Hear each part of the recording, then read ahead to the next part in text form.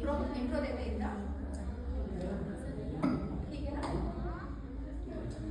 हे राजकीय लोकनायक म्हणे आपण गुलामगिरीतून मुक्त झालो.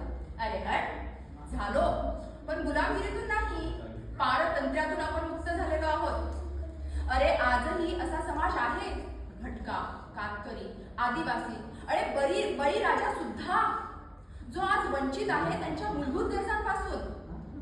अरे हेच काय, काही ठेकेदार तर असेही आहेत, गावाची गावं विकत घेतात आणि परराज्यात जाऊन त्यांची विक्री करतात.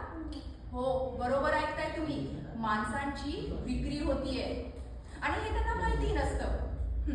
ही दुःखद घटना आहे माझ्यासाठी. नंदिनी ताई, मी तुम्हाला किती वेळा सांगितलंय, या राजकारणाच्या भाषणाला मला नका घेऊन येत जायचं.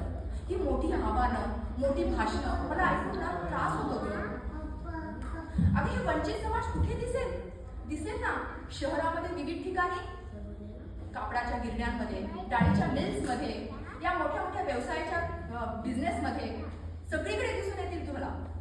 हा वंचित समाज जो आहे ना, हा भारताचा अविभाज्य घटक आजही आहे. आणि म्हणे आपण भारतामध्ये स्वतंत्र होऊन 77 वर्ष झाली. का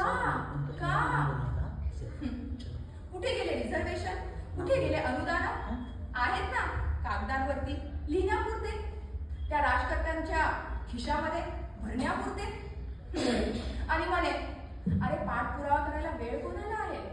एखादाच म्हणतो हो, बाबा आमटेंसारखा, सिंधुताई सपकाळ सारखे, जे स्वतःचं आयुष्य पूर्ण वाहून देतात त्यांच्या या निराधार लोकांसाठी सेवा करण्यासाठी. ठीक आहे नंदिनी ताई, मी तर तुला दरवेळेस सांगत असते की मला ना या सगळ्या गोष्टीचा खूप त्रास होतो. तुला मला घेऊनच जायचंय ना, तर घेऊन जात जा, पण बाबा आमटेंच्या भाषणेला नक्की घेऊन जात जा.